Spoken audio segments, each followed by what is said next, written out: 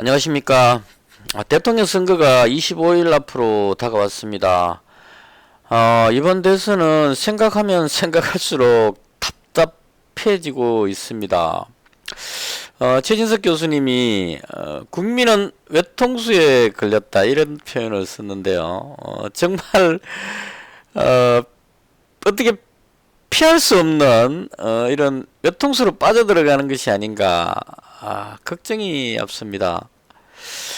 지난 박근혜 대통령 선거 때 그리고 문재인 대통령 당선될 때 상당히 기여를 하셨던 김종인 위원장이 최근 10일 날인가요? 이틀 전에 인터뷰를 하셨는데요. 출판 기념회에서 이런 말씀을 하셨어요.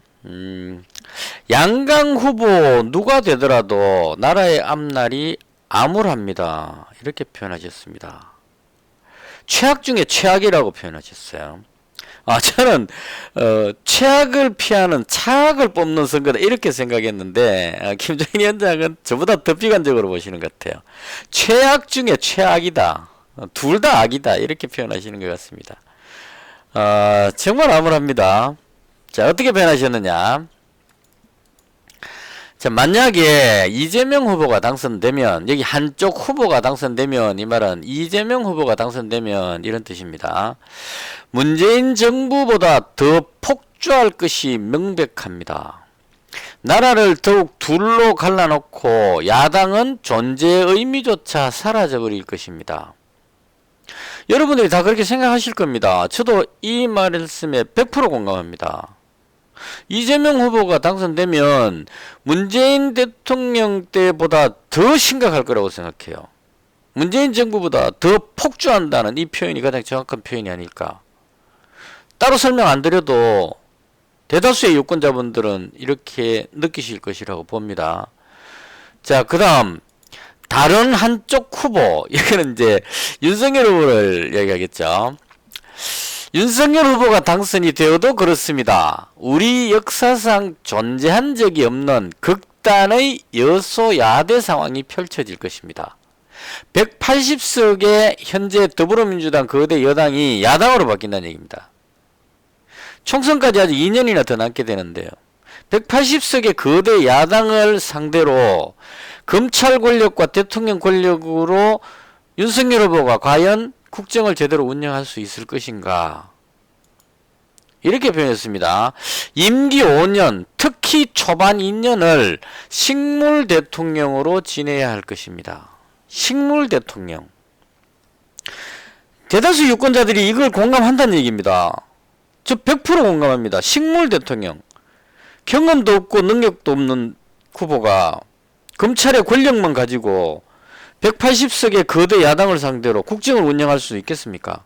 설득할 능력이 됩니까? 암울하다는 얘기입니다. 그래서 이렇게 마무리하셨어요. 나는 역대 대통령과 다를 것이라고 말하고 있지만, 하지만 똑같은 최후를 맞이할 것이다. 이렇게 이야기를 했습니다. 대한민국의 가장 비극적인 현실입니다. 역대 대통령 한번 생각해 보십시오.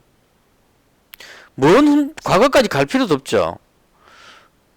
고 노무현 대통령, 이명박 대통령, 박근혜 대통령, 그리고 지금의 문재인 대통령. 윤석열 후보는 대통령이 되면 적폐 수사를 하겠다고 합니다. 또 5년 동안 많은 일들이 있겠죠. 원전부터 시작해서 많은 부분들이 검찰의 권력으로 조사를 하게 될 겁니다. 법대로 처리하게 되겠죠. 자, 그러면 윤석열 후보가 대통령이 된다면, 이재명 후보가 대통령이 된다면 5년 뒤에 어떻게 될 거냐는 거죠. 이명박 대통령 임기 끝나고 10년이 지난 이 시점에 이명박 대통령이 감옥 가 있습니다. 그 대선 때 BBK로 인해서. 윤석열 후보가 대통령이 되면 5년은 버티겠죠. 검찰 권력으로, 대통령 권력으로 버티겠죠. 5년 뒤에 정권이 바뀌면, 혹은 10년 뒤에 바뀌면, 지금의 많은 문제들을 가지고 그 당시 또 국민들의 정권 교체의 열망으로 해서 정권이 바뀌면 또 똑같은 최후를 맞이한다, 이런 얘기입니다. 우리는 왜 이렇게 해야 되냐는 얘기입니다. 암울합니다. 암울하다 사전 찾아보니까 절망적이고 침울하다 이렇게 나옵니다. 한치 앞이 보이지 않는다는 얘기죠.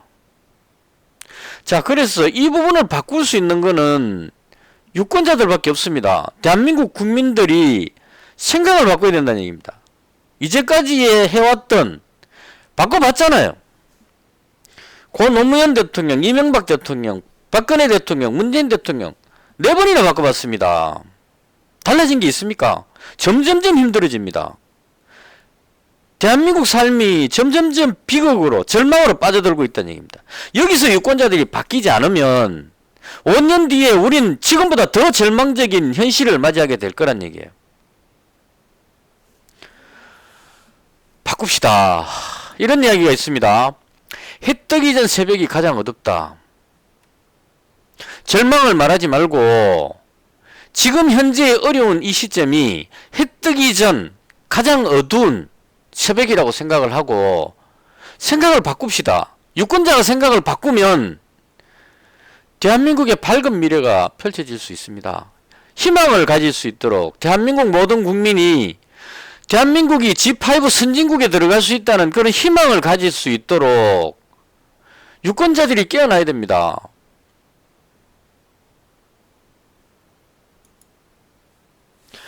안철수 후보가 살아온 삶을 돌아보면 모두가 다 인정합니다. 코로나 초창기 때 대구 병원에 달려가서 온몸으로 봉사를 하셨습니다. 국민을 위해서. 이런 분, 대통령이 될 사람을 선택하지 말고 대통령이 돼야 할 사람을 선택해야만 대한민국이 바뀐다는 얘기예요.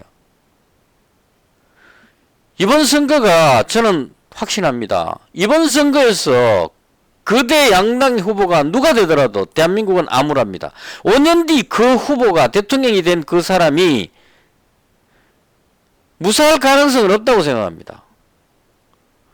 이런 악순환을 끊어줘야 됩니다. 이번에는 바꿉시다. 안철수가 희망입니다. 말 잘하는 해설사를 뽑지 말고 일 잘하는 해결사를 뽑읍시다. 대한민국의 이 수많은 위기 헤쳐나갈 일 잘하는 해결사 안철수 후보를 뽑아서 대한민국의 희망을 찾아봅시다. 마치겠습니다.